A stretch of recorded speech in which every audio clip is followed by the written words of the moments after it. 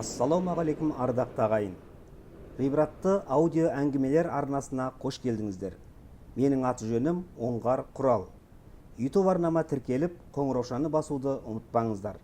Сонымен әңгімеге кезек берелік. Ғибрат алар әңгімелер. Кеменің жол табуы. Баяғы заманда теңіз жағасындағы елді мекендердің бірінде мынадай оқиға орын алған екен. Әдеттегідей күн шығарда әйел бала-шағалар ізгі тілектерін айтып, еркектерді теңізге шығарып салады.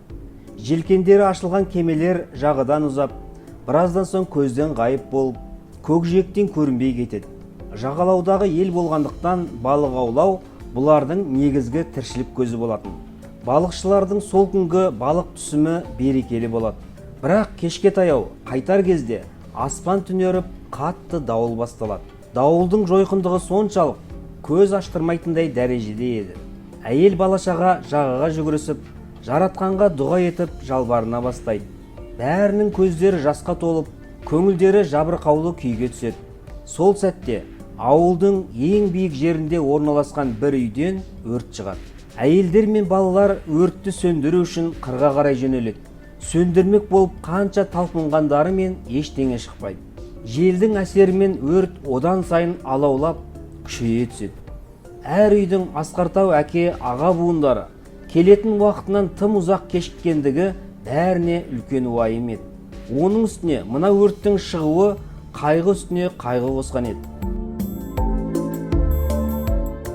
Түннің едәуір бөлігі өтіп, лаулаған отпен әлі де арпалысып жатқанда, жағадағы балалардың келе жатыр деген айқайы естіледі. Бәрі жағаға жүгіреді. Кемелерді көрумен көздеріне қуаныштың жасы келіп, көңілдері жайлана бастағандай. Кемелер жағаға жетіп, балықшылар кемеден түсе сала, бәрі жақындармен құшақтаса қауышады. Тек үйі жанған әйел күйеуіне мұңая қарап, қыр жақты меңзеп, құрыдық, үйіміз, ішіндегі бүкіл жиған тергендеріміз бәр жанып көкке ұшты дейді. Күйеуі болса күлімдеп, үйіміздің жанғаны қандай жақсы болған. Дауылдың кесірінен бағытымыздан адасып, әбден әбігерге түстік. Жанған үйіміздің жарығының арқасында бүкіл кемелер жолын тауып, жағаға аман есен оралдық. Теңізде тағы біраз кідіргенде суға кетер едік деген екен. Әңгіме Білім Ал KZ сайтынан алынды.